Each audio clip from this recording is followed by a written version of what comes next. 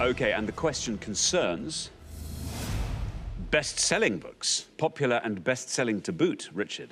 Yeah, on each pass, we're going to give you the names of 7 best-selling novels, but we've missed out one word from the title. Can you fill in that word, please? We're also going to give you the surname of the author and the year it was published too. So just one word missing from each of them. There's going to be 14 in all to have a go at home. Very best of luck. OK, thanks very much. So we're looking for the missing word from the titles of these best-selling books, and here they are. Here's our first board of 7. We have got The Blank World, Crichton, 1995. The Blank Season, Shannon, 2013. Brideshead Blank, 1945, War. The Blank Runner, Hosseini, 2003. The Girl Who Blank the Hornet's Nest, Larson, 2007. The Catcher in the Blank, Salinger, 1951. And How Stella Got Her Blank Back, Macmillan, 1996. I can't tell you how hard it is to read those out. The Blank World, Crichton, 1995. The Blank Season, Shannon, 2013. Brideshead Blank, 1945, War. The Blank Runner, Hosseini, 2003. The Girl Who Blank the Hornet's Nest, Larson, 2007. The Catcher in the Blank, Salinger, 1951. How Stella Got Her Blank Back, Macmillan, 1996. Liz, welcome. Hello. Lovely to have you here on Pointless. You're some sort of engineer, Paul said. Civil engineer. A civil engineer. What sort of engineering do you do? Oh, we work in the nuclear industry. Right, OK. And when not engineering, what do you like to get up to? Training for a triathlon at the moment. How's it going? Average. Which is the bit you like the most? Swimming. Oh, swimming. Yeah. Which is the bit you dread? Probably the running. Oh, really? Yeah. Oh, yes, it's at the end as well. Yeah. Mind you, knackered. the end is in sight once you're on the run, True. once you've got your trainers True. on. Yeah, OK. So, Liz, books. You and Paul both look very happy with that, I think. Maybe. I know a few, but I think I'll play it fairly safe and go for Brideshead Revisited. Brideshead Revisited, says Liz. Let's see how many of our 100 people said that. It's right. Oh, it's high. Oh, 82. Oh, Liz. Well, still, it's a lot better than 100. True. 82. Yeah, that really is safe, I have to say. Although if there's one thing I look for in a nuclear engineer, it's safety. So I admire it. Yeah. If Liz was like a maverick risk taker, I'd start to worry. Good point. Good point. Thank you, Richard. Now, Amanda, welcome. Welcome to Pointless. What do you do, Amanda? Well, I'm a graphic designer. Graphic designer. What do you design? I do a 68-page magazine monthly for the village, and I'm currently designing a guidebook for our local church. That's quite fun. So how do you, so the magazine, that keeps you, that's, yeah, regular stuff. You must be absolutely on top of every last word of what's going down. Where are you, Stowmarket? Near Stowmarket. Near Yeah, I'm in a Stowmarket. village near Stowmarket. God, what's the name of the village? Bacton. What do you do in your spare time, Amanda? We've got an elderly pony who's, in human years, 100 years old. That so is he elderly. takes quite a lot of care. Yeah. What's that in pony years? He's 36. Oh, that is, yeah. Yeah. That's very old. But he's all right. He's fine, He's yeah. OK, He well... soldiers on, yeah. He's... You must have looked after him incredibly well. Well, I hope so. Very good. OK, Amanda, these books, how do you find that as a board, generally? It's not bad. There are a couple on there that I feel I know, but I can't bring to mind. But I'm going to say The Kite Runner. The Kite Runner, says Amanda, The Kite Runner. Let's see if that's right. Let's see how many of our 100 said it. It's right. Well, it beats 82 by quite a margin. In fact, down it goes. Look, 18. Very well done, Amanda. The Kite Runner. Well played, Amanda. Yeah, it became a huge international bestseller. Took everyone by surprise. Sold millions and millions everywhere. Nina, books with bits missing. What are you going to go for? I think I'll go for The Catcher in the Rye. The Catcher in the Rye, says Nina. The Catcher in the Rye. Let's see how many of our 100 people said that. You also pass 82, but not by very many. 74 for The Catcher in the Rye there, Nina. Yeah, I thought that might be a bit higher, actually, given Brideshead Revisited, so it's not a bad score, 74. Yeah, again, one of the best-selling books of all time, Catcher in the Rye. Indeed. Indeed. Thanks, Richard. Now, Peter. Peter, welcome. Lovely to have you here. Thank you. What do you do, Peter? I'm a civil engineer in the water industry. Which element of the water industry? Is it the clean bit or the slightly dirty bit? Well, it's actually both, but probably a bit dirtier. Lean towards the dirty side. I see. The treatment of water. So I'm going to call it sewage. Is that all right? Am I allowed to do that? What they delicately call brown water in certain circumstances. I'm very familiar with it, yeah. Yeah. What are your hobbies, Peter? I'm a season ticket holder at Manchester City Football Club, and I enjoy going to watch comedy, stand-up comedy, and I also enjoy listening to music. Very good indeed. Now, Peter, I'm hoping one of your interests is books with words missing, because the easy ones, I think, have been taken from that plate, haven't they? Certainly have. I'm afraid I'm going to have to take a punt or a guess. So my guess would be How Stella Got Her Mind Back. How Stella Got Her Mind Back, says Peter. How Stella Got Her Mind Back. Let's see if it's right. Let's see if anyone said it. I'm sorry, Peter. Listen, really good news. You're not that far ahead of the crowd, actually. Two others among your rivals who are really quite close behind you, but there you are. You are on 100 points. That's an incorrect answer. Yeah, sorry, Peter. That's what we call a brown water answer on this show. Let's fill in the rest of these. The top one is the sequel to Jurassic Park by Michael Crichton. The Lost. The Lost World. Whoa. That would have scored you 16. The next one is the best answer on the board. It's The Bone Season by Samantha Shannon. 1 point for that. It's The Girl Who Kicked the Hornet's Nest, Stieg Larsson. Huge bestseller worldwide, 26 points for that. And the bottom one, not Mind Back, is How Stella Got Her Groove Back. Absolutely, 8 points for that. So Bone Season, best answer on the board. Well done if you said that. Thanks very much indeed. Well, we're halfway through the round. Let's take a look at those scores. 18, Amanda. Then all the way up to 74, where we find Nina and John, up to 82, where we find Liz and Paul, and then up to 100, where we find Peter and Steve over there on the fourth podium. But Steve, you get first pick of the next board, so find a really nice low-scoring one if you can. Maybe it'll keep you in the game. We're going to come back down the line now. Can the second players please step up to the podium? OK, let's put 7 more edited novels up on the board, and here they are. We have got The Prodigal Blank Archer, 1982, The Da Vinci Blank Brown, 2003, The Blank Thief, Zusak, 2005, Gone Blank, Flynn, 2012, East of Blank, Steinbeck, 1952, The Blank in Our Stars, Green, 2012, and The Silver Blank, Costain, 1952. I'll read those one last time. The Prodigal Blank Archer, 1982, The Da Vinci Blank Brown, 2003, The Blank Thief, Zuzak, 2005, Gone Blank, Flynn, 2012, East of Blank, Steinbeck, 1952, The Blank in Our Stars, Green, 2012, and The Silver Blank, Costain, 1952. There we are. Now, remember, we're looking for the missing word from each of these books' titles. Steve, welcome. Hi. Now, you work alongside Peter. I do, yes. Not below? No. No. I work in the offices as well. Just in the office as well. And how long have you worked together? We initially met about 13 years ago. And we've been working on different projects since. And we sort of flit in and out, don't we? Yeah. And, but we're just still around the same offices. Very still good. Working on different projects, really. Whose idea was it to come on the show? I think I said to Pete one day, maybe we should go on. We've got a shared interest in quizzes and works quizzes and pub quizzes and that type of thing. We just thought it'd be a fun thing to do. Very good. Well, listen, to keep it being fun, what we really need from you, Steve, is a low score here. How are you feeling about this board? There's a couple I know, I think.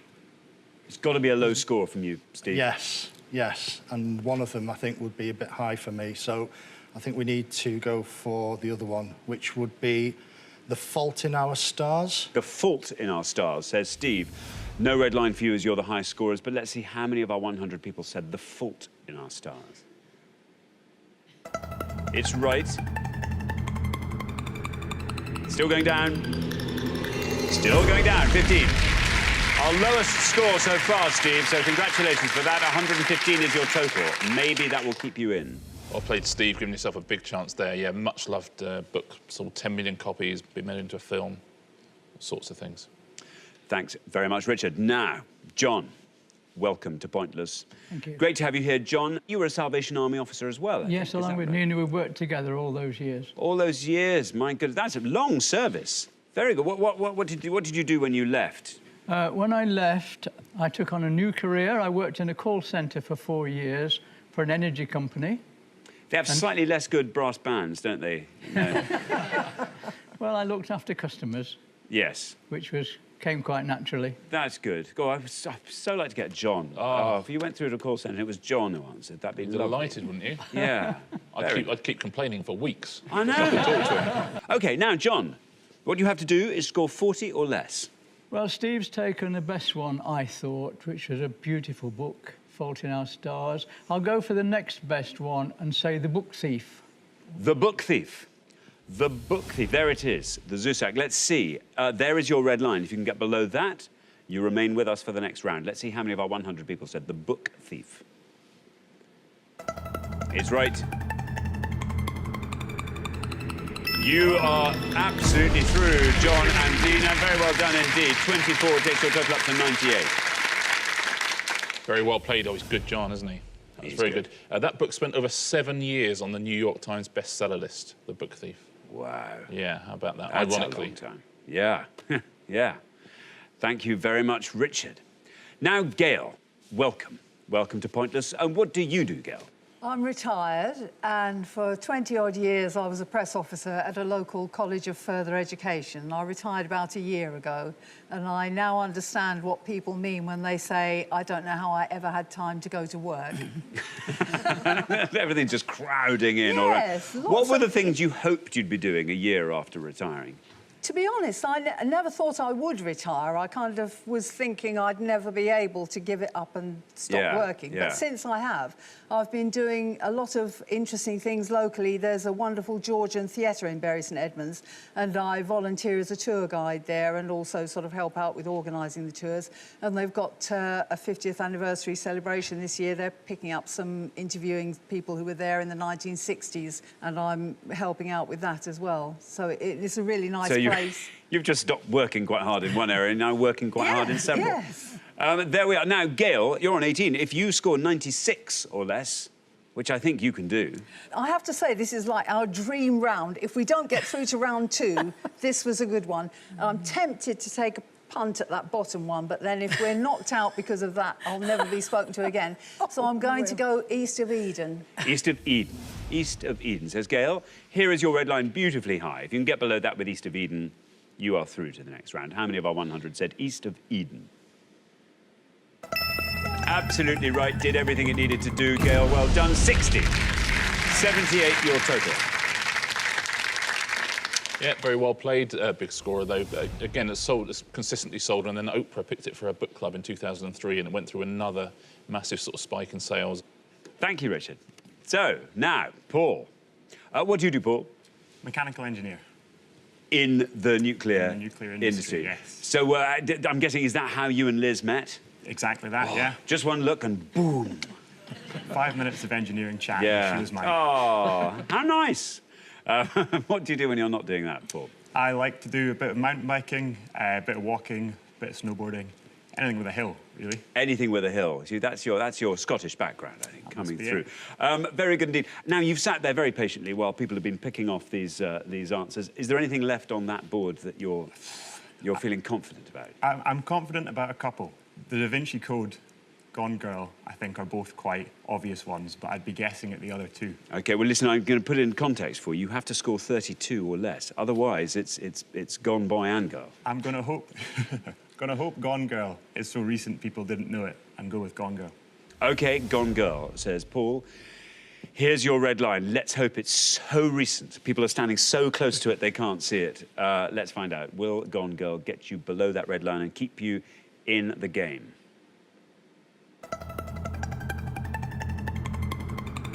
It's doing it so far. It's done it! Look at that, 22! Well done. Very well reasoned, Paul. 104 is your total. You remain with us. Yes, well played, Paul. I think a very famous book, but I think just because the clue looks quite difficult, doesn't it? Especially if you don't know the name of the author. So I think that's why it only scored 22. Let's fit in the rest of these. Now, Da Vinci Code, you're absolutely right to avoid. Would have scored you 93 points. Now, what do you think the top one is? It's daughter. It is the Prodigal answer, Daughter, but yeah. yes, and it scores 9 points. No. Yeah, 9. Well, I think so many people would have assumed yeah. it's Prodigal Son because it's... Yeah. Now, the bottom one is a pointless answer. Gail, you were going to have a go at that one. Yes, I thought it was the Silver Tassie. The Silver Tassie? Yes. If you'd said Silver Tassie, you'd be out because it's the Silver Chalice. Oh, thank God. Silver Chalice. The Silver Chalice is Sean O'Casey play, but very well done if you said Silver Chalice at home. Terrific answer. Thank you very much indeed, Richard. Well, at the end of our first round, I'm afraid the pair who are heading home with their high score of 115, it's Steve and Peter. Oh, but we saw promise there. We saw great promise. We know what to look forward to next time we see you, well, I'm sure we'll go much, much further. But meantime, thanks very much for playing. Steve and Peter. Dickens characters and their novels. Dickens characters and their novels. Richard. Yes, on each pass, we're going to give you the names of 6 characters created by Charles Dickens. You just need to tell us which novel or novella they appeared in. Give us a nice obscure answer, you're going to score fewer points, but an incorrect answer will score you 100 points. It's going to be 12 in all to have a go at home. Very best of luck. OK, so we are looking for the novels or novellas in which these Dickens characters appeared. And we have got Bill Sikes, Little Nell, The Ghost of Jacob Marley, Mr. Micawber, James Carker, and Miss Havisham. I'll read those all one last time. Bill Sikes, Little Nell, The Ghost of Jacob Marley, Mr. Micawber, James Carker, and Miss Havisham. There we are, 6 Dickens characters. We need to know the novel or novella they came from. Krish. I've never read a single Dickens novel, unfortunately, and I don't really read for fun, so this doesn't really bode well for me at all. I'm gonna go for Miss Havisham, Bleak House. Bleak House, says Krish for Miss Havisham. Let's see if that's right, and if it is, let's see how many people said Bleak House. Bad luck, Krish. I'm afraid that's an incorrect answer, which scores you the maximum of 100 points. I'm sorry. Yeah, sorry, Krish, but on the upside, if you don't read for fun, you're going to be a brilliant corporate lawyer. I'll give the correct answer at the end of the pass. Mary. Right, do I go safe or do I not? I'll go for Bill Sikes in Oliver Twist. Oliver Twist, says Mary for Bill Sikes. Let's see if that's right. Let's see how many people said Oliver Twist. It's right. 40.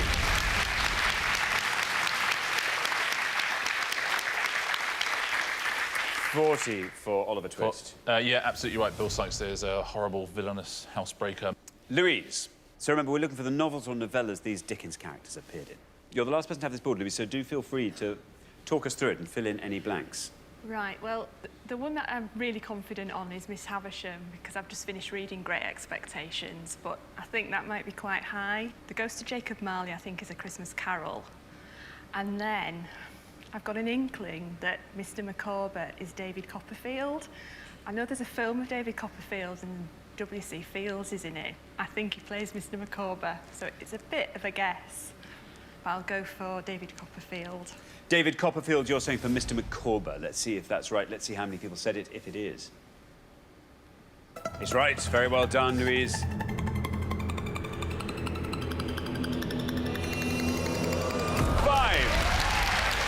There's your reward. Brilliant score, Louise. Great answer. 5 for David Copperfield. Yeah, well played, Louise. Terrific answer. And you're absolutely right, played by W.C. Fields in a film from the mid-30s. Let's go through the rest of the board. I bet you'll be good at this. Louise has already given us a couple of them, actually. Miss Havisham, absolutely right, was Great Expectations. And right again, that would have scored you more, would have scored you 35. And The Ghost of Jacob Marley is from A Christmas Carol. Would have scored 38. Little Nell.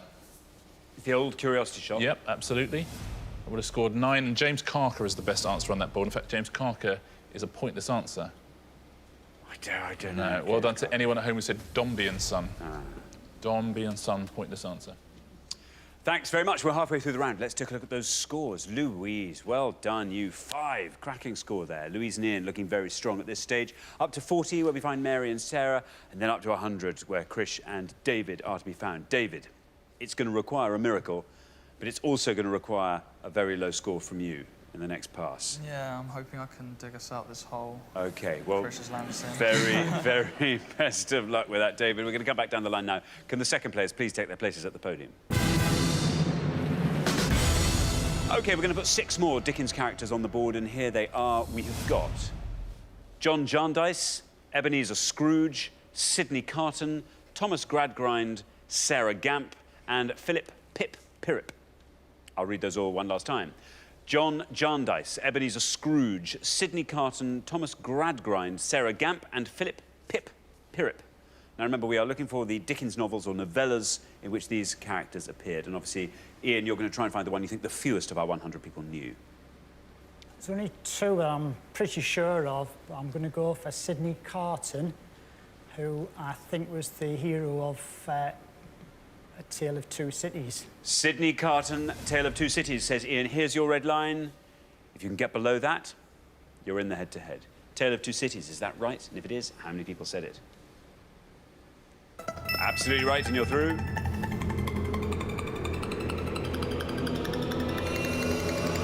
8.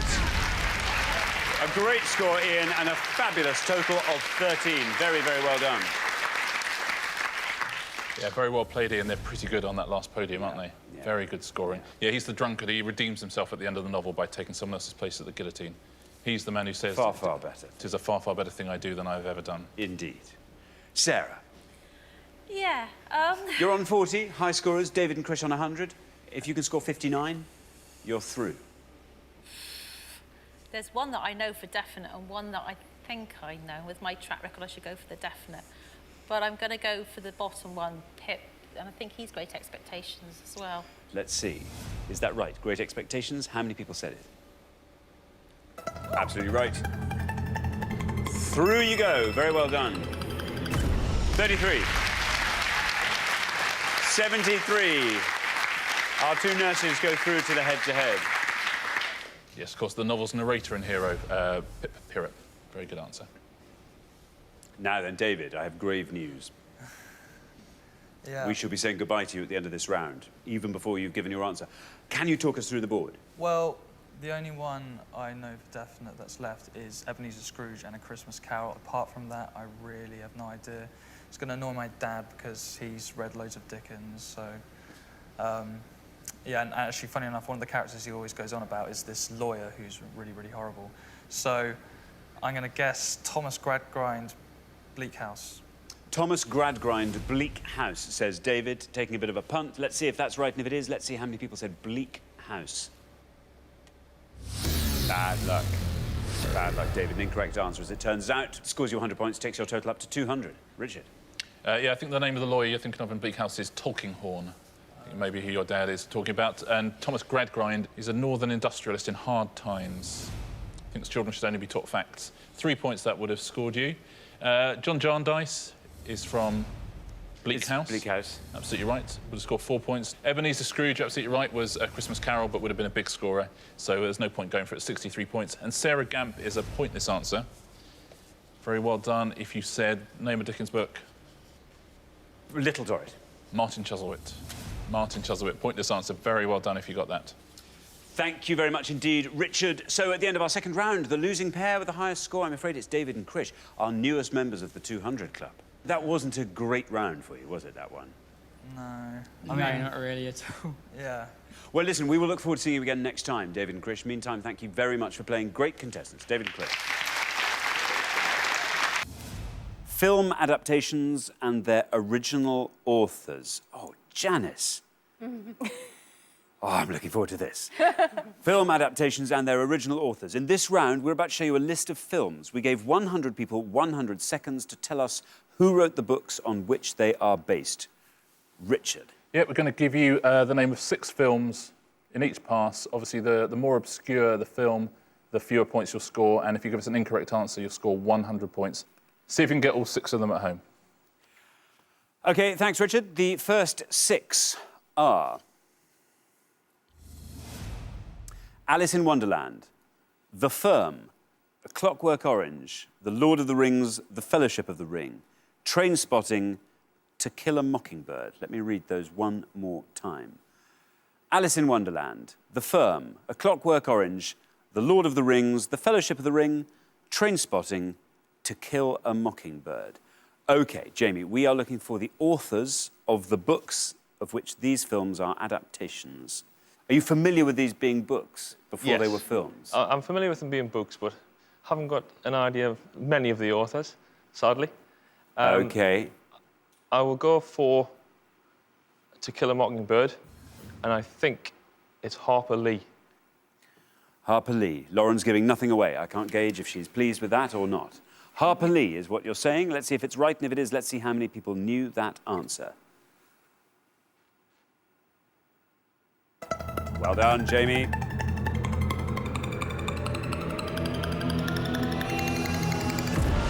Very good answer, Jamie. Harper Lee scoring you 10 points. Richard. Yep, wonderful answer, wonderful book. The book won a Pulitzer Prize in 1961, and the film starring Gregory Peck was 1962. OK, thanks very much. Now, Karen J. We are looking for the authors of the books on which these films are based. I think I'll go for The Firm, and I'm sure it's John Grisham. There it is, second one down. Let's see if that's right, and if it is, let's see how many people knew that answer. John Grisham. It's right.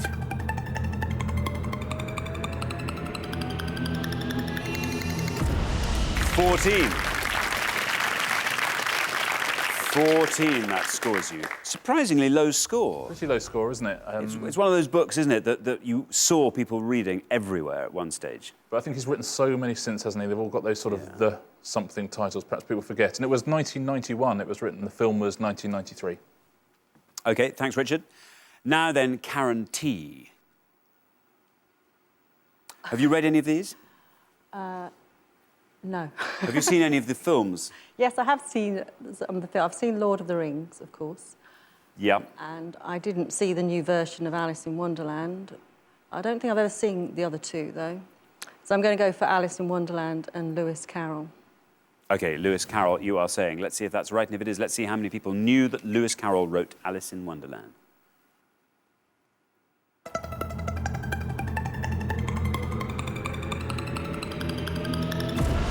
29. 29, that scores you, Karen. Lewis Carroll, Richard. Yeah, the book was written in 1865, and they had to wait for cinema to be invented. There was a Disney animated version in 1951, then the 2010 Tim Burton version. Let's take a look through the rest of the boards. I'll test your knowledge. You're always very good at this sort of thing. Yes. Janice is an English teacher, of course. You are an English graduate, so you should do rather well. Yes. So, Lord of the Rings, written by... J.R.R. Tolkien. Correct, would have scored you a fairly hefty 45 points. Trainspotting... Irvine Welsh. Irvine Welsh, exactly right. That would have scored you 9 points. That was his first novel. And A Clockwork Orange is by... Burgess, Anthony Burgess. Anthony Burgess, exactly right. That's the best answer on the board, just 3 points. So well done if you said Anthony Burgess. OK, we're halfway through the round, so let's take a look at the scores. Well, they're pretty low scores. 29, normally, Karen T. That's normally a pretty good score. However, you are way out in front. So, Anthony, you have a job to do in the second pass. Again. Karen J and Janice on 14, Lauren and Jamie on 10. Much of a muchness, really. Lovely low scores, but anything can happen in the next pass. So, Janice, we're looking for a little bit of chalky magic from you. OK, we're going to come back down the line. Can the second players please take their places at the podium? OK, we're going to put 6 more films on the board. And here they are. We have got Bridget Jones's Diary, The Da Vinci Code, Atonement, The Beach, Harry Potter and the Chamber of Secrets, About a Boy. Let me read those one more time. Bridget Jones's Diary, The Da Vinci Code, Atonement, The Beach, Harry Potter and the Chamber of Secrets, About a Boy. And remember, we are looking for the authors of the books of which these are the film adaptations. Anthony, have you seen any of these films? I have seen 3 of them, I think, or 4 of them. OK, well, you are on 29. You are the high scorers. Yeah. You have to score as low as you possibly can here, otherwise we'll be saying goodbye to you at the end of this round. So that's the problem, because we're in front, I feel like I should take a risk, and so I'm going to have to take a risk with About a Boy, because I think it's sitting on the bookshelf at home that we have, but I couldn't tell you for definite. And it's going to be a very big risk now. Because I know when I say it, my mum's going to say it's wrong, probably. She's preparing herself for it. So I'm going to go with Ian Rankin is wrong. Well, no, you've done exactly the right thing, Anthony. Exactly the right thing. You've taken a risk. You are saying that About a Boy is written by Ian Rankin. Let's see if that's right, and if it is, let's see how many people said it. Bad luck. Oh, I'm afraid that answer is Rankin up with your exit from last time. Unfortunately, that is a wrong answer, so you score the maximum of 100 points, which takes your total up to 129, Richard. Yeah, tough luck, Anthony, but you did have to take a risk if the other ones you knew were high-scoring. I won't say who it is by, just in case Janice or Lauren want to have a go at that. OK, yes, as I say, that takes your score up to 129, which I'm afraid is an unbeatably high score. So you will, I'm sorry to say, be leaving at the end of this round. Right, Janice, you are on 14 after Karen's answer of The Firm. What are you going to say from that board? Looking at them, there's one of them that I'd like to go for, and I only know the second name, so I've got to go with one I know the whole name, so it's going to be one of the popular ones. I go for the Da Vinci Code and Dan Brown. OK, a little-known book. The Da Vinci Code and Dan Brown. You're hoping to score as few points as possible. It doesn't really matter. Even if you score 100, you're still through to the head-to-head. Let's see if it's right, and if it is, let's see how many people said the Da Vinci Code was by Dan Brown.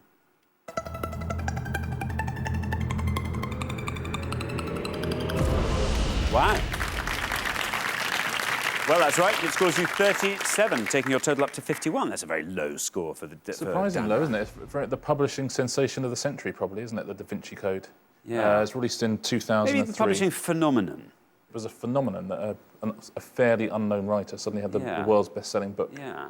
And then continued to release best-selling books after it. Very good. Now, Lauren. Now then, Lauren, you're on 10. It doesn't matter what you say. You can score 100 points if you like. You'll still be through to the head-to-head.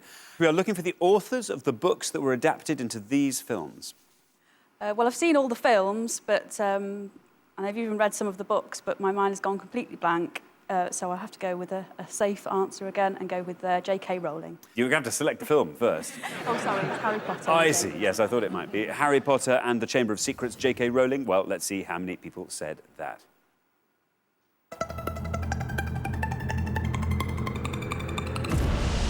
$49, that scores you. That takes your total up to 59. Yeah, it's the second book in the Harry Potter series and the second film in the Harry Potter series, directed by Chris Columbus. Let's clear up About a Boy first. Do you want to visualise that bookshelf?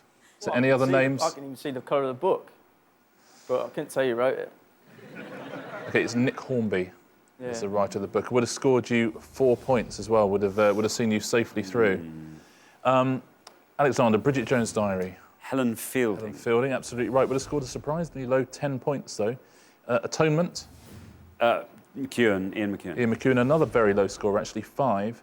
And The Beach, which is the lowest score of all. Well done if you got this at home.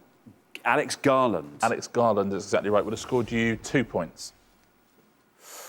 Very good. OK, thanks, Richard. So at the end of round 2, the losing pair with the highest score is Karen and Anthony. Normally, actually, people surprise themselves with how much they know.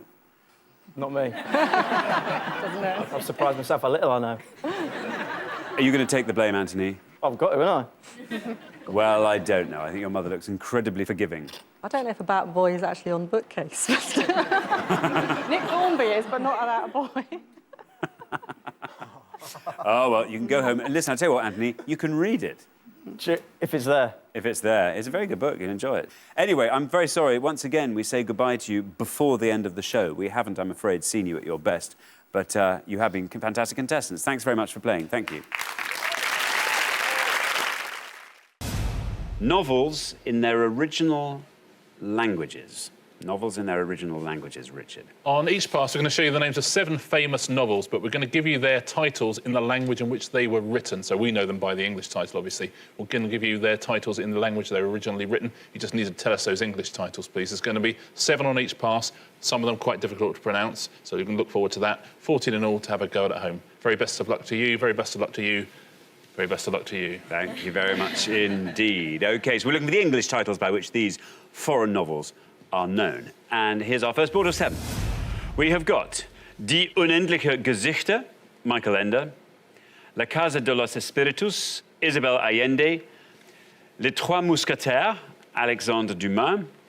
Die Blechtrommel, Günter Grass. Pippi Longstrump, Astrid Lindgren.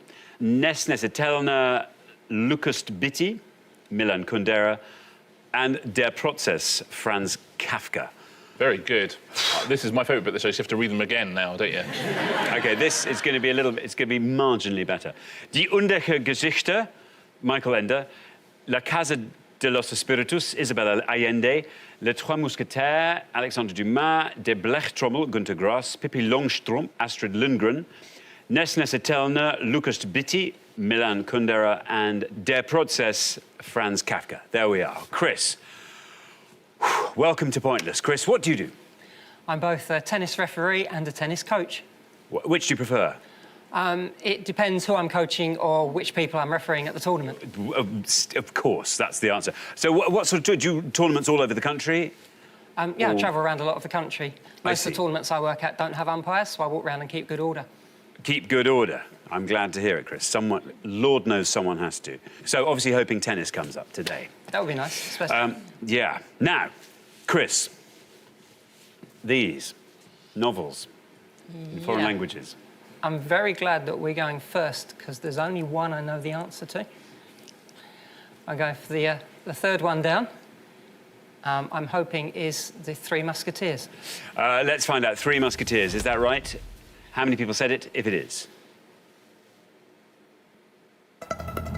It's right. 60. Quite a high score, but it has the great bonus of being correct. Yeah, I'm quite a high score in the context of the game, but quite a low score in terms of... You would think that was quite an obvious answer, wouldn't you? You would. Trois Mousquetaires. Yeah. Thank you very much indeed, Richard. Maria, welcome back. Thank you. Now, Maria, remind us what you do. I am formerly a WRVS Meals on Wheels service manager, but I got made redundant in March, so I'm in between jobs now. What are you wanting to do? Anything, really. Oh, I tell you what, you got to dream big in this world. Well, yeah. I'm still dreaming about it, probably why. OK, well, keep dreaming, and meanwhile, give us an answer here. OK, I think I know one other. Pippi Longstocking, I think, the third one up. OK, Pippi Longstrump. You're going to say Pippi Longstocking. Let's see if that's right. Let's see how many people said Pippi Longstocking. It's right. 37. Very well done. It's written in Swedish, of course, Pippi Longstocking. Thank you. Now, Kat, welcome. Hello. Kat, from Boreham Wood. I am from Boreham Wood. Kat, what do you do? I'm a children's nurse. Is that fun? Paediatric staff nurse. It is, yes. At the minute, I'm working in a neonatal unit, so newborn babies and That's premature nice. babies. Yeah. Very good. And what do you get up to in your spare time? I hope you get a bit of spare time. A little bit. Obviously, other than watching Pointless, I'm a huge Arsenal fan. So try and go to Arsenal whenever I can. Good stuff. Now, novels, foreign languages. The only two I knew have gone, I'm afraid. Yeah, we're into fun territory here, aren't we? So it's going to have to be a yes. I'm going to go for La Casa de los Espíritus as the House of the Spirits. The House of the Spirits. That comedy book, The House of the Spirits. Yeah. OK, let's see if that's right. Let's see how many people said The House of the Spirits. Absolutely right, The House of the Spirits. Well, 37's our low score. You pass that. 7. Good work, Kat. It's not that hard, is it? You see? It's only some translating. Imagine if you worked at the UN. Never get any work done. Yeah, Isabel Allende novel. Have you read it? No. I've not read it. No. I don't think it is a comic book. I'm guessing not. Thanks very much indeed. Now, Lee. Lee, welcome back. Now, last time head-to-head. Yeah. Oh, we wrongly identified a footballer. That was what it was. Anyway, listen, we'll put all that behind us. But you did very well, head-to-head. What do you make of this board? You are the last person to have it. Been dreading it all the way through. There's two up there that I think I can still take a punt at. So possibly the top one. I think I know, but I'm going to go with the bottom one and hope that's The Godfather. OK, you're going to go for The Godfather. Let's see for Der Prozess. Let's see if that's right. And if it is, let's see how many of our 100 people said The Godfather. Oh, I'm sorry, Lee. I'm afraid that's an incorrect answer. Scores you the maximum of 100 points. I'm sorry. Yeah, sorry, Lee. Kafka didn't write The Godfather, but he did write The Trial. Der Prozess, and that would have scored you 7 points. Now, what would you have gone for the top one? The English Patient. Not The English Patient. That was written in English. This is The Never-Ending Story. 10 points for that. Der Blechtrommel. Do you know that Günter Grass novel? The Tin Drum. Ah, right. That would have scored you 6. And Milan Kundera, this is Czech. So you either have to know the novel or not. We mean Nesna Satelna Lucas Bitty? Yeah. I'm gonna guess The Unbearable Lightness of Being. You are absolutely correct, yeah. That would have scored you 5 points. That's not my knowledge of Czech. No, I'm aware of that. That's your knowledge of Milan Kundera. Thanks very much. We're halfway through the round. Let's take a look at the scores as they stand. 7, the best score of that pass, Kat. You and your languages, Kat. Very well done indeed. That's put you and Amy right at the top of the tree. Then we go up to 37, where we find Maria and Matt. Up to 60, where we find Chris and Gary. Then up to 100, I'm afraid. Lee and Katie are head-to-head as last time. So, Katie, you'll get first bite at the next board. So make sure you find a nice, low-scoring one there. And maybe that'll keep you in the game. Best of luck. We're going to come back down the line. Can the second players please step up to the podium? OK, we're going to put 7 more novels up on the board, and here they are. O Alchimista, Paulo Coelho. Bracia Karamazovi, Fyodor Dostoevsky. Wojna i Mir, Leo Tolstoy, Der Tod in Venedig, Thomas Mann, Notre Dame de Paris, Victor Hugo, Il nome della rosa, Umberto Eco, and La sombra del viento, Carlos Ruiz Zafón. I'll read those all one last time. O Alchimista, Paulo Coelho, Bracia Karamazovi, Fyodor Dostoevsky, Wojna i Mir, Leo Tolstoy, Der Tod in Venedig, Thomas Mann, Notre Dame de Paris, Victor Hugo, Il nome della rosa, Umberto Eco, and La sombra del viento, Carlos Ruiz Zafón. Now, there we are. Remember, we're looking for the English titles by which these foreign language novels are most commonly known. Katie, welcome back. Thank you. Now, remind us what you do, Katie. I'm a social worker for a local council. That's right. And how did you and Lee get to know each other? How did you meet? We met, a friend introduced us, and we've been together ever since. How long have you been married? We've been married since 2010. Wonderful. Well, you did very, very well last time. That's a very tricky board. I have absolutely no idea about any of them. I'm just going to have a guess and say the third one up is, say, Notre Dame in Paris. Notre Dame in Paris, says Katie. Notre Dame in Paris. Let's see if that's right. No red line for you as you're the high scorers, but let's see how many people said Notre Dame in Paris. No, I'm sorry, Katie. I'm afraid that's an incorrect answer. Scores you the maximum of 100 points, takes your total up to 200. Sorry, Katie, even for us, that might be too simple. Yeah, that's not what the novel's known as in English. Sorry. Thanks very much. Now then, Amy. Hello, hi. Welcome to the show. What do you do, Amy? I'm a paediatric nurse as well. We met when Kat was working in the same ward as I still work at just down the road in Stanmore, and Kat's moved on. What do you like getting up to in Stanmore, Amy? Actually, Stanmore, I'm quite an avid viewer of rugby. I quite enjoy reading crime fiction, and I'm quite interested. I really enjoy 70s and 80s music, been to a few concerts over the years, and I still enjoy doing that when I get a chance. Excellent. Well, listen, I have great news for you. You are through to the next round. Doesn't matter what you score. Phew. But, I think you might have a good answer up there. Yes, I think I'm going to go the second one up, and The Name of the Rose. The Name of the Rose, Umberto Eco. No red line, as you're already through, but let's see how many people said The Name of the Rose. It's right.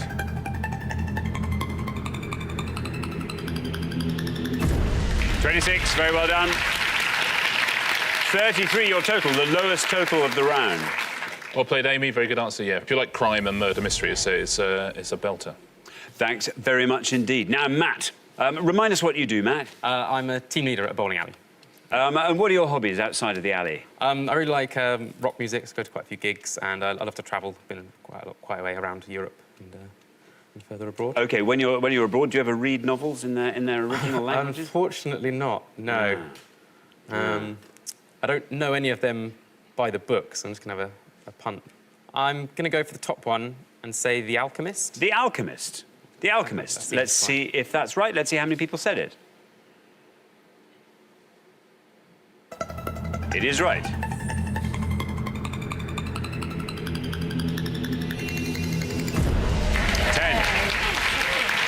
47 is your total. Very well done. Yeah, one of the best-selling books in the world, The Alchemist, written in Portuguese, Brazilian Portuguese.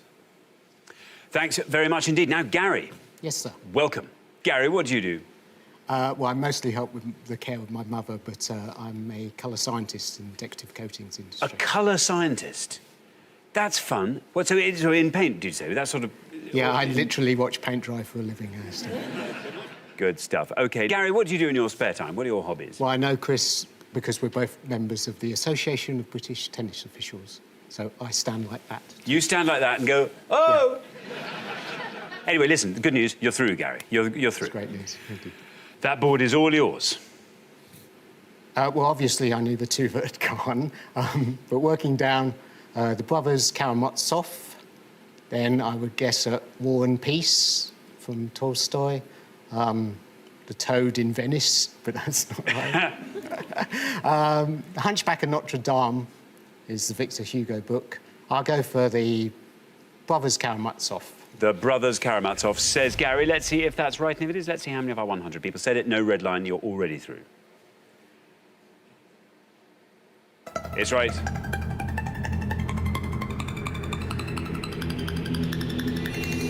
Good answer, 14, very well done. 74, your total. Yeah, well played, Gary. Very good answer. You took us through the board quite nicely as well. You're absolutely right about War and Peace, for Emir, Tolstoy. Would have scored you 19 points. It isn't The Toad in Venice, which is Beatrix Potter. This is Death in Venice. Yeah, very different book. 13 points. The Hunchback of Notre Dame is absolutely right. Bigger score, though, 51 for that. And the last one, do you know that book? It was a big hit. Shadow of the Wind. It was The Shadow of the Wind. Yeah, it would have scored you 4 points. Thanks very much indeed, Richard. So, at the end of our first round, I'm sorry to say the pair, they were our head-to-headers last time. And I'm afraid they're leaving at the end of the first round this time. Katie and Lee, I'm sorry we have to say goodbye to you so soon, but it's been great having you on the show. Both shows. Thanks very much for playing. Thank you. Novels without their title characters. Richard. On each board, we're going to show you the titles of 7 novels, but we've missed out the name of the title character from those novels. Can you tell us who it is, please? Sometimes it'll be one word, sometimes it'll be 2. The Great Blank, F. Scott Fitzgerald, 1925. Blank's Ark, Thomas Keneally, 1982. The Picture of Blank, Oscar Wilde, 1891. My Cousin Blank, Daphne du Maurier, 1951. Blank and the Goblet of Fire, J.K. Rowling, 2000. Blank the Greek, Nikos Kazantzakis, 1946. And Life of Blank, Jan Martel, 2001. I'll read those titles again. The Great Blank, Blank's Ark, The Picture of Blank, My Cousin Blank, Blank and the Goblet of Fire, Blank the Greek, and Life of Blank. There we are. Emma, welcome back. Hi. Remind us all about yourself, Emma. I am a landlord support worker for a homeless charity based in Cardiff. I've got 2 little staffies, a 19-year-old daughter, and I like gigging and concerts. And weightlifting, we discovered weightlifting, last yes, time. yeah. Do you do competitive weightlifting? No, not so much, no. No. Started off as fitness, but that turned into my favourite thing, so that's what I stuck to. Do you have to wear a big belt to do weightlifting? Oh, no, not phew. yet, not yet. Not yet? No. I think I'm too old now. Oh, yeah, too old for the keep big it light belt. and a lot of them. OK, light and a lot of them. Yeah. Very good. OK, now, Emma, you're on 80. Okay. At this stage, 18 or less would be good enough to get you through. Mm-hmm. Each of these novel titles is missing the name of its lead character. Can you supply the missing name? What are you thinking? I'm going to go for probably the most obvious one that I think, which is Noah's Ark. OK, Noah's Ark, says Emma. That's the Keneally one. Yeah. Here is your red line. If you can get below that with Noah's Ark. you are through to the next round. Let's see what happens when we say Noah's Ark. No, I'm afraid not, Emma. That is an incorrect answer. Scores you 100.6. Your total up to 180. Yeah, sorry, Emma. Jeremy will correct me if I'm wrong, but I think that was written by God. Yeah. Or Moses. Did he say Moses, was it? I knew it was one of the two. Thank you very much indeed. Simon, welcome back. Remind us all about yourself. OK, I'm an opera singer, also a singing teacher, a conductor and a composer. What do you do to get away from music, or do you never want to get away from it? Well, I love to travel. We both enjoy travelling around the world, and we both love food, so we cook a great deal. And food and travel, surely, there's a thing you can combine. If you had to go anywhere, where's your favourite place for food and travel? Well, we're going to Spain this summer, and Spain for food is a really good place to go. That's fun. OK, now, you're on 27, which means it doesn't matter what you score, you're through whatever. But I reckon you might have a good answer. What would you like to go for? I'm going to take a tiny bit of a risk because I'm not 100% sure this is right, but I think the one in the middle is My Cousin Rachel. My Cousin Rachel, says Simon. No red line for you for the lovely reason you're already through. Let's see how many of our 100 people said My Cousin Rachel. It's right.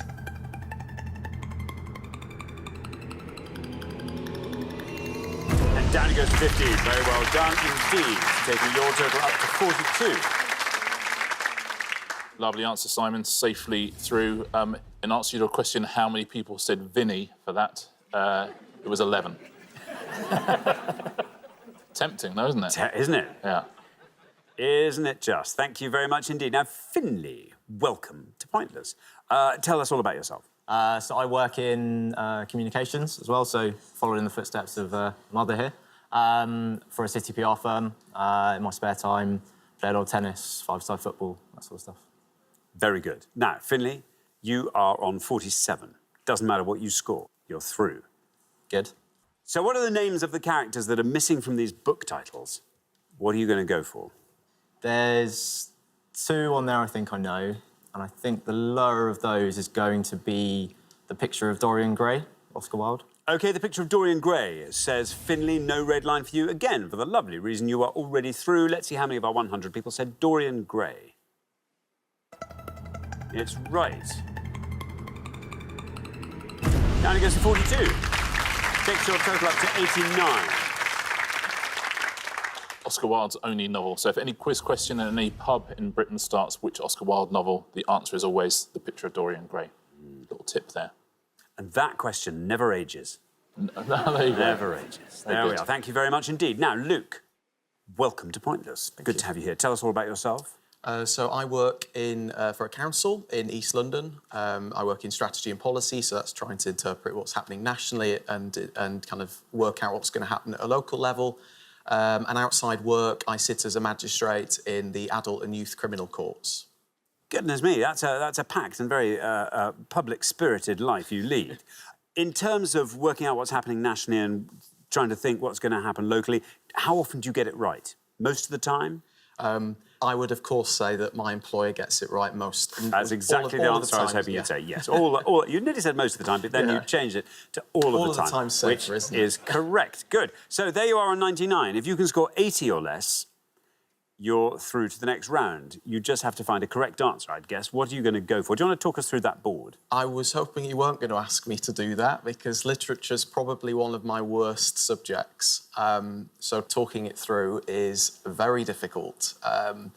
Obviously, there's Harry Potter and the Goblet of Fire, but I'm not going to go for that one. I think the bottom one is Life of Pi, but I'm not sure. Is that what you're going to go for? I'm going to go for Life of Pi. Life of Pi, it says, Luke, here is your red line. Can you get below that with Life of Pi? Let's find out. It's right. And you're through. Well done. Down it goes to 51. Not bad. Takes your total up to 150. Well done, Luke. Life of Pi. Do you know what? Harry Potter would have seen you safely through as well. It's a surprisingly low score, 72 for Harry Potter and the Goblet of Fire. It's weird, isn't it? Isn't it? Now, the great... Oh, Gatsby. Gatsby. Yeah, Gatsby would have scored you 65. Now, it's not Noah's Ark. This is the book that Schindler's List is taken from. Schindler's Ark. Absolutely would have scored you 4. And the Greek? Zorba, the Greek. And that would have scored you 32. So Schindler is the best answer on that board. Well done if you said that at home. Thank you very much indeed. So we are at the end of our first round and we have to say goodbye to one of our pairs. Louise and Emma, I'm afraid it's you. This is goodbye for good, I'm afraid. Yes. It's been wonderful having you on the show. I'm sorry we haven't got to see more of you, but thank you so much for playing. Emma and Louise, brilliant. We gave 100 people 100 seconds to name as many novels by Jane Austen and the Bronte sisters as they could. Richard, explain a bit more. Yeah, essentially any complete novel by either Jane Austen or Charlotte, Anne or Emily Bronte. Only 13 novels on that list. 13, Unlucky, OK. unlucky, I think, for a couple of the contestants looking at their faces. Remember, you need to score the fewest points, so you need to give me the answer that the fewest of our 100 people said. All right. Ant. This is not a good subject, so I'm just going to go with one that I know. So I'm going to go for Mansfield Park. Let's see how many of our 100 people said Mansfield Park.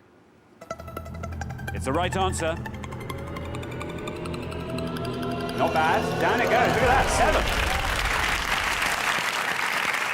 That means only 7 of our 100 people said Mansfield Park. A very good low score. Nicola. Again, not a great subject, but I think I'm going for my middle name, which is Emma. Let's see how many of our 100 people said Emma. Down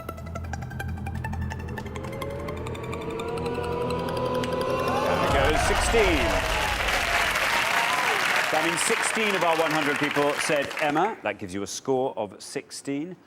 On to our final pair. We are looking for novels by Jane Austen and the Bronte sisters.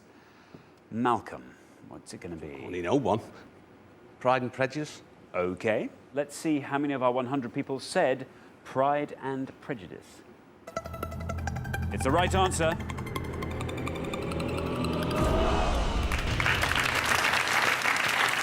Well, that means 34 of our 100 people said Pride and Prejudice. We are halfway through the round. Let's see how we're doing on the scoreboard. Well, the team with the lowest score is Philip and Ant again. You keep up that low scoring, Philip and Ant, and you're definitely through to the next round. Malcolm and Mike, looking a little bit vulnerable there on 34. You've just got to try and score as low as you can on the next pass and hope everyone else scores high. OK, we're going to come back down the line. Can the second players please take their places at the podium? OK, Mike, we are looking for novels by Jane Austen and the Bronte sisters. You are the current high scorers on 34. You've got to score as low as you possibly can with this. The only one I can think of is Sense and Sensibility. OK. Let's see how many of our 100 people said Sense and Sensibility. This has got to be a low score for you.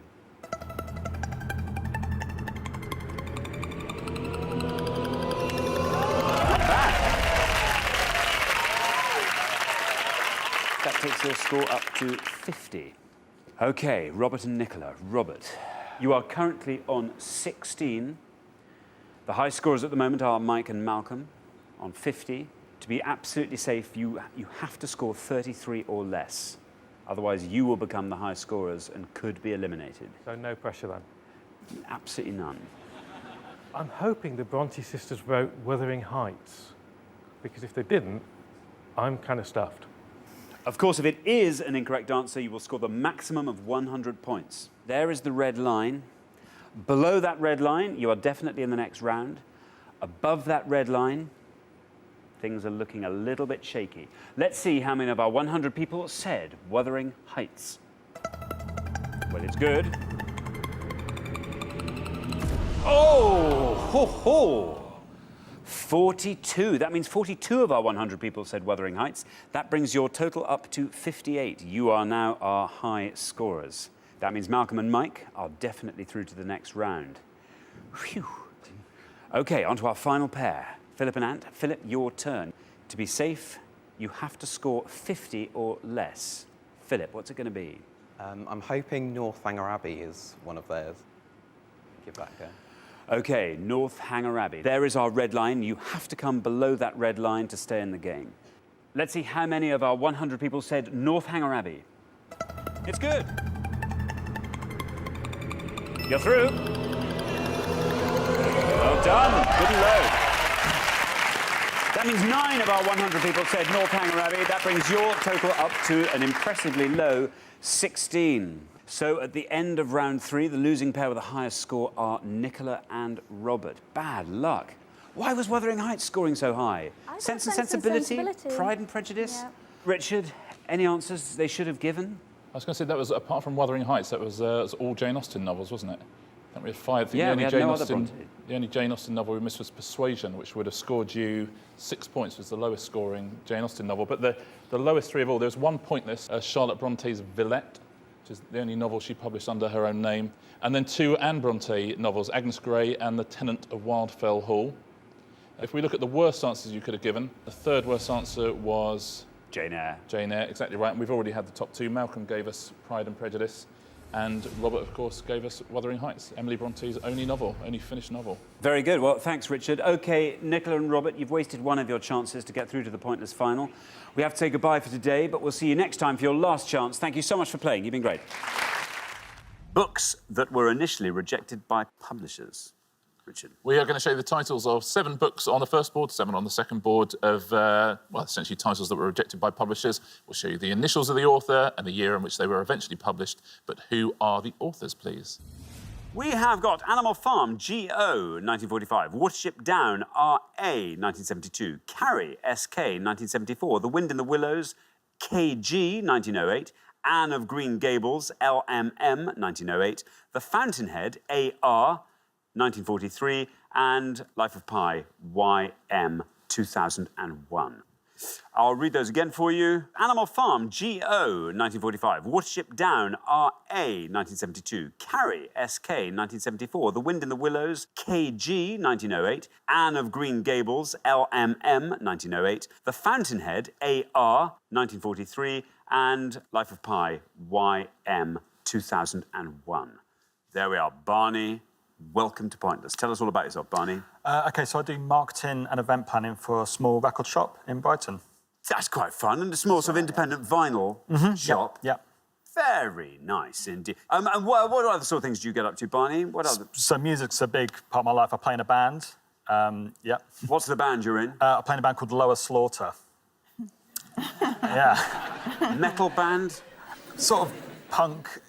Heavy sort of stuff, yeah. My brother and sister-in-law live just outside Lower Slaughter, so that's quite interesting. You have no connection, I'm guessing, to the village of Lower Slaughter. It's more the, it's not really like that at all. We did visit there once, and we were quickly ushered out of the village. Yeah, well, we said, oh, we've got a band named Office, and they're like, great. Yeah, good. OK, now then, Barney, brilliant performance from Linz in the first pass means that you're looking pretty good at the moment. What are you going to go for? OK, there's one that I definitely know and one which I'm sort of half sure on, but I'm going to go with Carrie and say Stephen King. OK, Stephen King, says Barney. Here is your red line. If you can get below that red line, you're off to a flying start. Let's see how many of our 100 said Stephen King. It's right.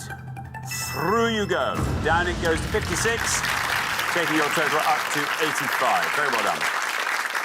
Yeah, imagine turning down Stephen King, though, in his career. I mean, funnily enough, he almost turned down Stephen King. It's because his first sort of draft of that, he threw in the bin.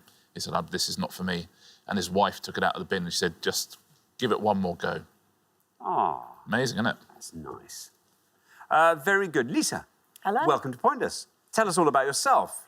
I work in adult social care. I support carers of young people with young adults with learning disabilities. OK, Lisa, and what do you do for fun? Well, I love theatre and I love cooking, so I kind of try and mix the two up, going out for dinner before a show, and I love musicals. Hang on, you don't... That doesn't involve cooking. You mean you love other people's cooking? No. I'm a bit of an... I'm known as a bit of a chef, yes, OK. and I do take dishes round to friends Oh, and I see what you mean. So you got... I see, right, Yes, right. yeah. I see, got you. Now, listen, you're on 100. You're on 100. Now, look, there is Joe behind you. There he is, yes. That's what you're up against. We need a nice low score from you here, Lisa. What are you going to go for? Oh, well, Barney definitely took my best answer, I think, so I'm going to go with Animal Farm and George Orwell. OK, George Orwell says Lisa. Let's see how many of our 100 people said George Orwell. No red line views. You're currently joint high scorers. Is right. Now we go 64. 164. Joe has now got a tub. Yeah, T.S. Eliot was one of the publishers who turned down Animal Farm. I think he also turned down Lord of the Flies, or certainly his company did. Ooh. Ooh. Ooh. Thank you very much, Richard. Now then, Joe. Welcome to Pointers. Tell us all about yourself. I'm a geophysics graduate, and I played chook ball at university. You played what? Chook ball. Chook ball? Yeah. How do you play that? So you can score at both ends. You've just got to throw a ball at a frame and let it bounce outside this area. What size ball? Like a sort of like a handball. basketball? A handball? Yeah. What? You've got to throw it at a frame? Yeah. How big's the frame? Sort of. OK. Sort of that big, yeah. So big as telly size. What does the chook refer to? It's the noise that it's meant to make when you hit the frame. OK. This all checks out. Yes, good. Yeah, good. Yeah. Chook. Chook ball. Chook ball. OK, now, Joe, thank you for that. Chook ball. We should play that in the breaks. Oh, I'd love to do that. Oh, it'd be fun. You'd be good at that. I'll get the stuff out of the chook box. Yeah. Very good. Now, Joe, you have to score 63 or less. That's what we're looking at from you. See, I only knew George Orwell, so it's going to have to guess. I think I'd go for the Fountainhead and go for Arthur Rowland. OK, Arthur Rowland, or Arthur Rowland, as we sometimes pronounce it. There is your red line. Let's see what happens when we see Arthur Rowland. No, I'm afraid not Arthur Rowland. That scores you 100 points, takes your total up to 200. Sees Steve and Jack through to round 2, I might add. Yes. Yeah, newest members of the 200. You are no longer the newest members of the 200 club as well, Steve and Jack. That's gone perfectly for you, hasn't it? Absolutely beautiful. I'll give all the correct answers at the end of the pass. Thank you very much indeed, Richard. Steve, welcome back. Thank you. And remind us all about yourself, Steve. Married to Shell, 25 years, and I run a business moving pianos. Moving pianos, which we discussed in some detail last time, is a very, very... I mean, it's a precision job, moving pianos. It is, yeah. It's not a coincidence that quite so many comedy routines feature pianos being moved. Being lugged around on the back of the stage. Yeah, I mean, when people start working for you, are they ever tempted to start singing comedy music while you're busy shifting uprights up and down stairs? I wouldn't say music, but I get a lot of references to, obviously, Laurel and Hardy, and... You know, the piano's on my foot now, but if you play it, I'll hum it. That's the two I usually get. Do you have that thing where two of you are lugging a piano and a third person comes up and starts playing it, it's going along? It's quite fun. Not yet, but yeah. There's one to keep up your sleeve, Steve. You're through to the next round. Doesn't matter what you score here. Do you fancy talking us through this board? I'd love to, but the ones that I know are gone. I feel like I should know, but... I don't know. I'm going to have to go with The Wind in the Willows and Kenneth Gammon. You're really not that far off it, actually, there. But Kenneth... Gammon. OK, it's the Gammon family again. OK. Right, no red line viewers, you're already through. Let's see how far down the column we get with Kenneth Gammon. No, I'm afraid not. There we go. Scores you 100 points, 175 your total, but you're through. Yeah, although you are actually now the newest member of the 200 club all by yourself, Steve, so that's very good. Yeah, not far away from Kenneth... Kenneth Graham. Kenneth Graham, yeah. And Kenneth Graham would have scored you 38 points. Watership Down. Is it Richard Adams? It is Richard Adams. 25. He's the perfect example of someone who just told a story to his child and the child told him to write it down. He had no idea he could write. He was in his 50s and had this huge hit. Anne of Green Gables? I don't know. L.M. Montgomery. Good. Scored you 5 points. The Fountainhead? Oh. It's an American author. Ayn Rand. Ayn Rand. Yeah. Scored you 3. And Life of Pi? Jan Martel. Jan Martel, turned down by 5 publishers, then won the Booker Prize. 14 points for that. Thank you very much indeed, Richard. OK, well, we are at the end of our first round. We have to say goodbye to one of our pairs. And I'm afraid, Joe and Jason, you are that pair with a high score of 200. We will see you again next time. And we won't have literature, so I'm sure you'll do really well. Anyway, in the meantime, thanks very much, Joe and Jason. We gave 100 people 100 seconds to name as many authors of the 100 greatest British novels as they could. Authors of the 100 greatest British novels. Richard. Yes, in 2015, BBC Culture asked critics from outside the UK to name their favourite ever British novels, and they compiled a list of the 100 greatest British novels of all time. We're looking for the author of any of those classic British novels, please. So any of the authors who are on that list. It's all novels rather than anything else. Thank you very much indeed, Richard. Now, Cass. I might go for Raymond E. Feist. Raymond E. Feist, says Cass. Let's see if that's right. Let's see how many of our 100 people said Raymond E. Feist. Bad luck. Not on that top 100 list, I'm afraid, Cass, which means it's incorrect and it scores you 100 points. Yeah, sorry, Cass, he's American, Raymond E. Feist, and the sort of works in the fantasy genre, which is possibly would not have made it on the list even if you were British, I suspect. Helen. This is hard, isn't it? Because I don't know whether to It kind is of go hard. for a risky one and not. But don't go for an American fantasy novelist. Okay, I'll try. I don't know any of those, so that's fairly safe. I think I'm gonna try and be a little bit clever, maybe. I'm gonna go for Charlotte Bronte. Charlotte Bronte, says Helen. Let's see if that's right. Let's see how many of our 100 people said Charlotte Bronte. There. It's a correct answer, Helen. It's a good answer, too. 16. Very well done. 16 for Charlotte Bronte. Good answer. 2 novels on that list, Villette and Jane Eyre, of course. Thanks very much. Well, we're halfway through the round. Let's take a look at those scores as they stand. 16 puts Helen and Andy right at the top of the table there. Well done. And then Hubert and Sharon and Cass and Mark tied on 100 there. We're going to come back down the line now. Can the second players please step up to the podium?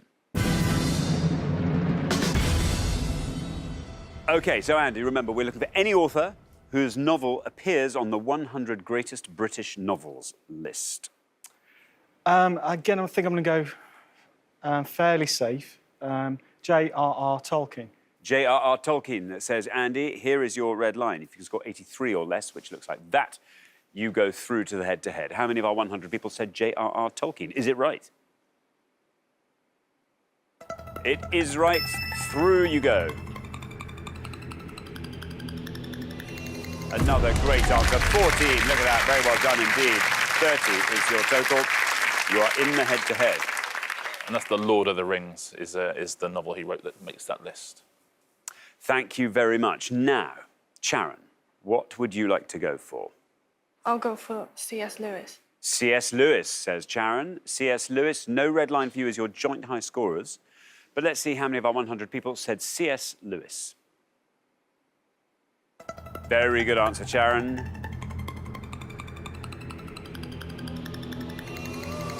6 for C.S. Lewis.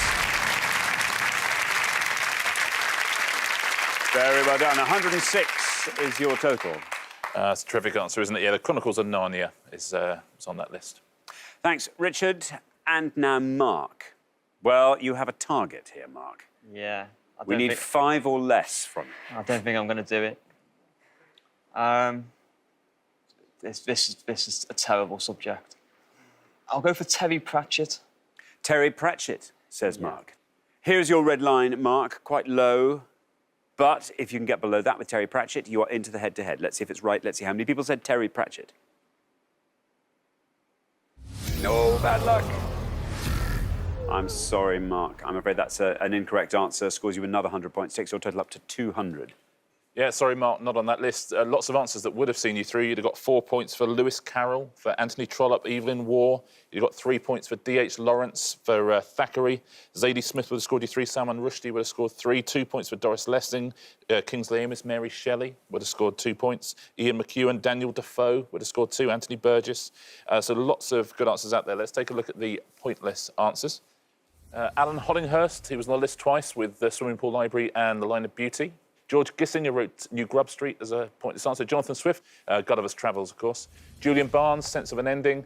Kazuo Ishiguro, who wrote Never Let Me Go and Remains of the Day, both of those on the list. Tristram Shandy by Lawrence Stern is on that list.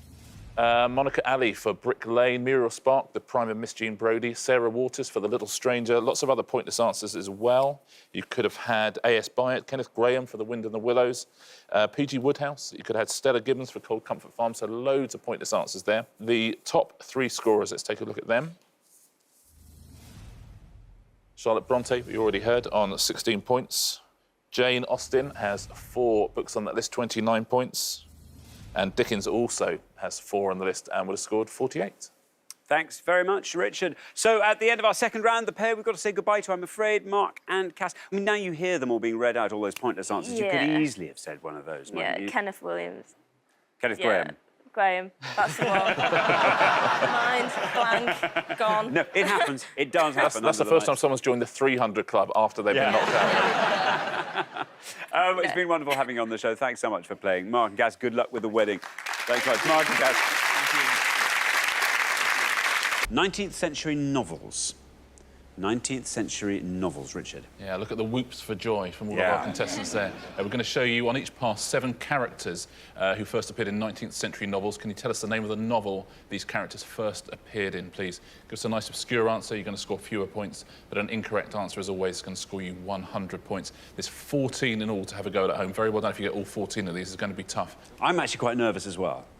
Well, you of course, have got an English degree. Exactly, I should know this. When that thing turns around, I might go, ah. Well, at the end of each pass, I will take you through every single one and see how well you do. Yeah, that's what I'm scared about. Yeah. OK. We are looking for the 19th century novels in which these characters appeared. And here is our first board. We have got... Wow.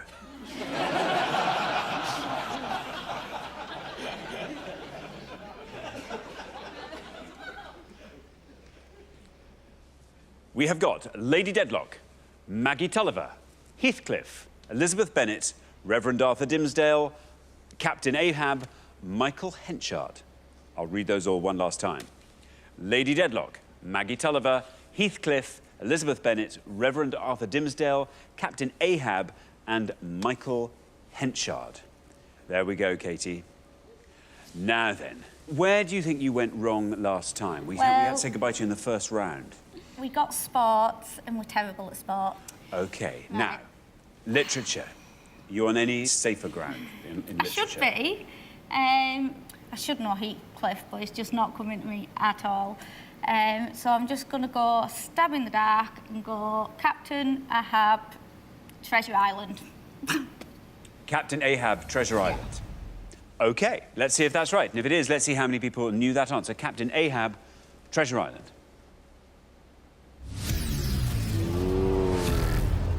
Bad luck. I'm afraid an incorrect answer, Katie. That scores you 100 points. I'm sorry. Yeah, sorry, Katie, not in Treasure Island. It's a good, like a captain.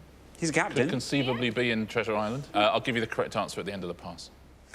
Leah, welcome back. Thank you. Leah and Neil. Now is round 2 for you last time. Yes, it was. So, Leah, what do you like to get up to?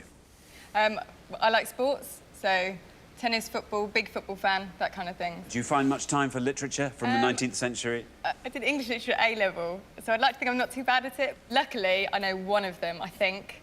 Elizabeth Bennet, I believe, is Pride and Prejudice. Elizabeth Bennet, Pride and Prejudice, says Leah. Let's see if that's right, and if it is, let's see how many people knew that answer. Pride and Prejudice for Elizabeth Bennet. Absolutely right. 28. Very well done, Leah. 28 for Pride and Prejudice. Well done, Leah. Safe and sound, yeah. Pride and Prejudice. Elizabeth Bennet, Mr. Darcy, of course, in that one of the most famous novels in the English language, I would say. Probably is. Now, Barry, last time, remind us what happened. Oh, we got to the head-to-head, and I'm afraid we lost on the day to the 2 students who were, I have to say, very entertaining in what they did. Yeah, less entertaining for you. They whipped that prize out from under your nose, Barry, but... And you're a tourist guide in South London? I know, all of London. All of them? All of London. Come on then, Barry. What have you got? Well, I'm going to also go for Captain Ahab and say Moby Dick. Moby Dick, says Barry for Captain Ahab. Let's see if that's right, and if it is, let's see how many people knew that answer. Moby Dick. Absolutely right. 29. 29 for Moby Dick. Interestingly, 1 point more than Pride and Prejudice. Maybe Elizabeth Bennet is a slightly more prosaic name, and Captain Ahab, if you've read it, you remember the name, don't you, is the truth. And he's such a memorable character. He loses his leg to Moby Dick and chases him down. Yet Herman Melville's Moby Dick, published in 1851. Now then, Paul, what would you like to do?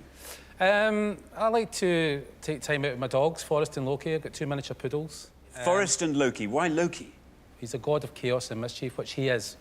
Excellent. A bit like myself. You're the god of chaos and mischief? Wow, that's nice to have you on the show. That's a good booking, isn't it? Very good. Now then, Paul. So we are looking for the 19th century novels in which these characters appeared. I'm feeling a lot better than I did 5 minutes ago because at least I know one of them. So I would be guessing at the rest.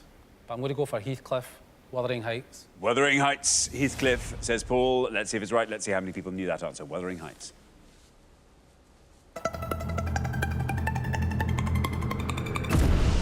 $54. $54. Not bad at all, Paul. Well played, Paul. Emily Bronte's only published novel, Wuthering Heights. But let's go through the rest of the answers. Let's see how well Xander's education was spent. Lady Deadlock? I'm actually going to go for the famed Bleak House. I think it is Bleak House. Correct. Oh, well done. That would have scored you 6 points. Maggie Tulliver? Oh, I don't know. Mill on the Floss. Don't know. The Mill on the Floss. Mill on the Floss. Another good answer would have scored 3 points. So another terrific one. Let's go to the bottom. Michael Henchard is Mayor of Casterbridge. He is the Mayor of Casterbridge, absolutely right. 5 points. And Reverend Arthur Dimmesdale is a pointless answer. I just don't think I know. Very well done at home if you said the Scarlet Letter. The Scarlet Letter. So some very low-scoring ones there. So anyone who got all 7's done terrifically well there. OK, well, thanks very much indeed. We're halfway through the round. Let's take a look at the scores as they stand. Best score of the pass was Lear's. Very, very well done. 28, lovely low score. Up to 29, where we find Barry and Jackie. Up a little bit to 54, where Paul and Stephen currently reside. And then, I'm sorry to say, up to 100, where Katie and Jenna are to be found. Now, Jenna, you know what you have to do in the next pass? Get an amazing answer. An amazing answer. OK, we're going to come back down the line now. Can the second players please take their places at the podium? OK, we're going to put 7 more characters on the board from 19th century literature, and here they are. We have got Becky Sharp, Captain Nemo, Lucy Snow, Edward Casaubon, Artful Dodger, Quasimodo, and Bathsheba Everdeen. I'll read those all one last time. Becky Sharp, Captain Nemo, Lucy Snow, Edward Casaubon, Artful Dodger, Quasimodo, and Bathsheba Everdeen. Now, remember, we are looking for the 19th century novels in which these characters appeared, and you're obviously going to try and find the one you think the fewest of our 100 people knew. Stephen, tell me what you do up in Glasgow. I'm a photographer. What kind of photography do you do? Mostly portrait, so a lot of bands, singers, glam stuff. It's good. Very good indeed. You're on 54. The high scorers are Jenna and Katie on 100, which means 45 or less will see you through. What are you going to go for? I think I'll go with Captain Nemo. 20,000 Leagues Under the Sea. Captain Nemo, says Stephen, 20,000 Leagues Under the Sea. There is your red line. If you get below that red line, you are through to the next round. Let's see if that's right, and if it is, let's see how many people said 20,000 Leagues Under the Sea. Absolutely right. And you're through to the next round. Very well done. 17, great score. That takes your total up to 71, Stephen. Very well done. Well played, Stephen. Good teamwork there on the last podium as well. Yeah, Jules Verne's novel, published across 1869, 1870. Thank you very much, Richard. Now, Jackie, literature for you, is that strong? Not strong, but I knew Captain Nemo, and I know a couple of others there. Well, you are on 29, Jackie. The high scorers remain Jenna and Katie on 100. That means if you can score 70 or less, you're safely through. Okie doke. I'm going to say Becky Sharp is Vanity Fair. Becky Sharp, Vanity Fair, says Jackie. Let's see, is it right? How many people said it? Very well done. Down it goes. Still going down. 8. Best score so far, Jackie. Takes your total up to a lovely low 37. Very well done indeed. Vanity Fair. Well done, Jackie. Terrific character in a terrific book by William Makepeace Thackeray. Published in book form in 1848. Very good indeed. Thank you. Now then, Neil. I'm hoping I know one or two of them. I did study English literature at A-level, but as Leah would say, that was a long time ago. and I got an E in that. You got an E? Don't. You sound like my mum. What do you excel in these days, Neil? Finance. Yeah. Anything fun? Darts. Really? Do you play in a team?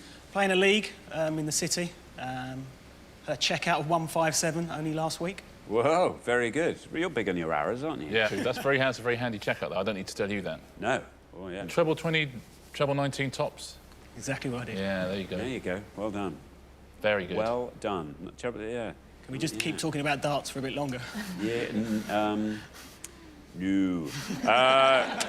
Neil, the high scorers are still Jenna and Katie. It's all beginning to get a little bit tense at this end of the line. You're on 28. If you can score 71 or less, through you go. OK, based on my film knowledge, not my novel knowledge, I'll go Artful Dodger and Oliver. Artful Dodger and Oliver. OK, there is your red line. If you get below that red line with Oliver, you are through to the next round. Let's see if it's right. And if it is, let's see how many of our 100 people said Oliver. Bad luck, Neil. Bad luck. I'm afraid that's an incorrect answer, which means you score the maximum of 100 points. That takes your total up to 128. Means we've got a game on. Richard. Yes, good dance score, though, 128. Thanks. We'll give the correct answer at the end of the round. OK, now, we come to you, Jenna. Yes. What do you like to get up to, Jenna?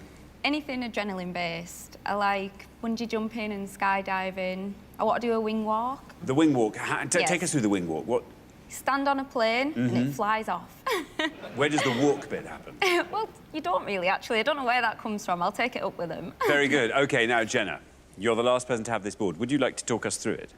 Well, the Artful Dodger, I think Oliver Twist, is it the Adventures of Oliver Twist? Something like that. But I think Quasimodo was the Hunchback of Notre Dame, so I think I'll go for that one. I don't know any of the others. I knew Captain Nemo, but that one was taken. The Hunchback of Notre Dame for Quasimodo. OK, here is your red line. It could be higher, but let's see. You may get below it. Let's see. The Hunchback of Notre Dame, is that going to get you below that red line? Is it right? How many people said it?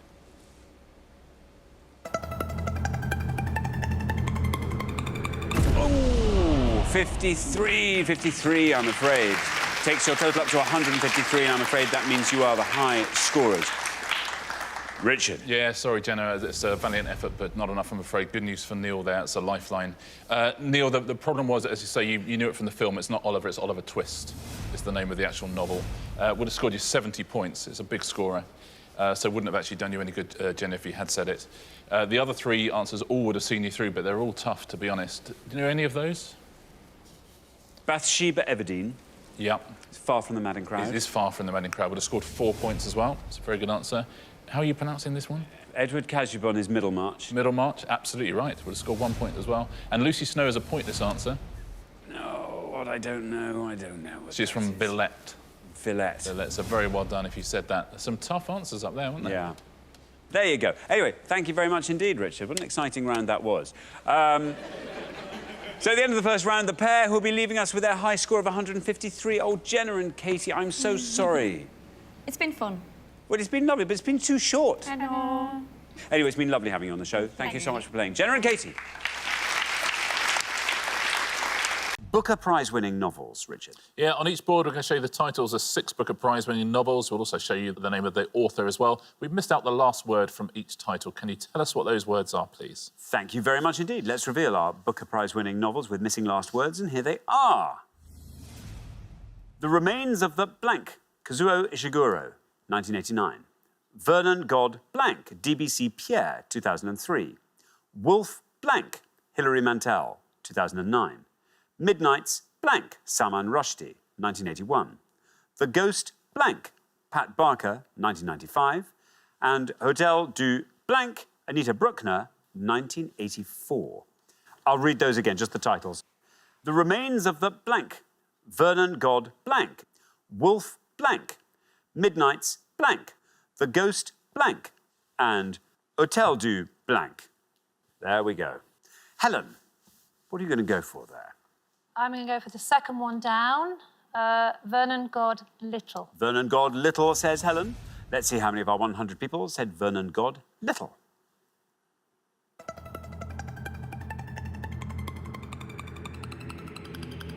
And that goes to 8. Very well done indeed, Helen. That's a great start to the round. Yeah, very well played. Debut novel, that was, as well. Yeah. Did you ever try and read it? No. No. I think I read the first couple of pages. Yeah, I think it's as much as quite a lot of people. I wonder if this is not for me. I don't think it's for me either. Yeah. I'm sure it's terrific. I'm sure it is. I'm sure it is. Now, Ray. Yes. So what are the missing words from these Booker Prize-winning novels?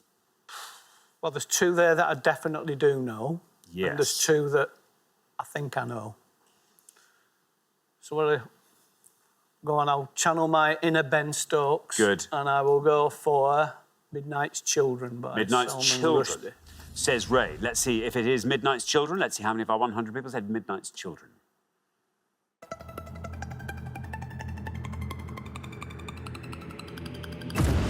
Not bad. 20 for Midnight's Children. Yeah, very well done. They also won the Booker of Bookers, which to celebrate 40 years of the Booker Prize, they had a vote for the best ever Booker Prize winner, and it was that. So essentially tells the story of one of there's 1,001 children born on the birth of India's Declaration of Independence, born at midnight, and they're imbued with magical powers because of that. Thank you very much indeed, Richard. Now then, Emma. This is your board. Do you want to dance down it, filling in all the blanks?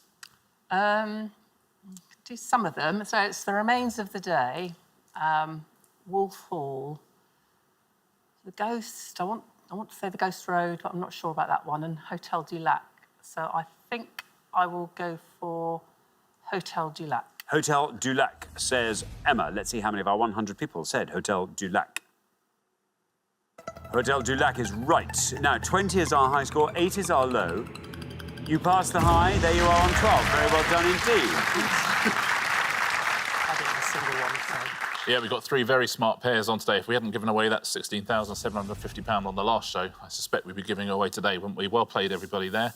Let's go through the rest of these. You're right, The Remains of the Day would have scored you 35. Wolf Hall, surprisingly, low score of 26. And if you had risked the Ghost Road, you'd had the best answer on the board, because you're right, and it would have scored 7 points. That's a great book. There's a trilogy, The Ghost Road, Regeneration, a third one, which I forget, but they're all terrific. Thank you very much indeed, Richard. We're halfway through the round. Let's just enjoy those scores. Well done, Janae and Helen on 8. 20 for Ray and Mick. You are the high scorers there, so we need a low score from you, Mick. We're going to come back down the line. Will the second players please step up to the podium? OK, let's put 7 more Booker Prize-winning novels with missing last words up on the board. And here they come. The Finkler, blank, Howard Jacobson, 2010. The English, blank, Michael Ondati, 1992. Lincoln in the blank, George Saunders, 2017. The Blind, blank, Margaret Atwood, 2000. The God of Small, blank, Arundhati Roy, 1997. And Rights of, blank, William Golding, 1980.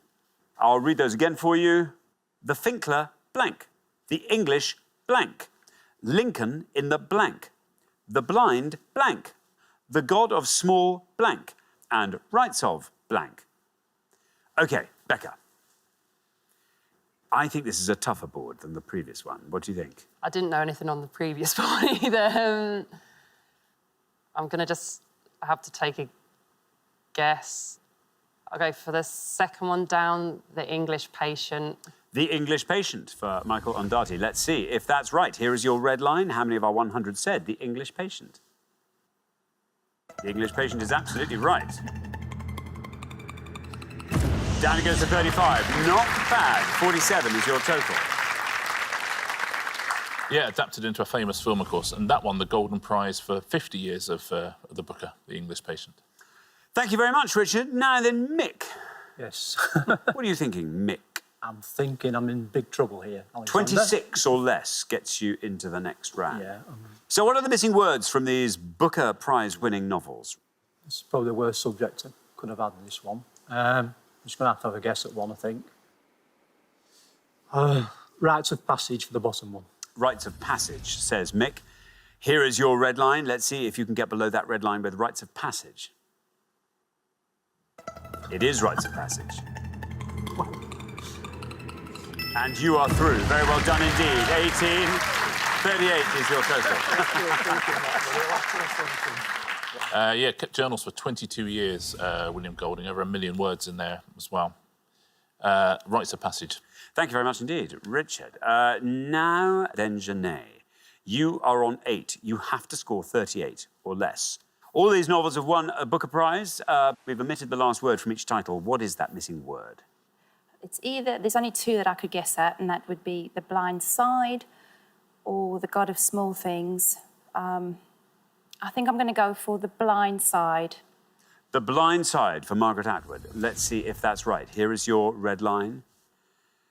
The Blind Side. Bad luck, Janae. I'm afraid an incorrect answer there, scoring you 100 points, takes your total up to 108.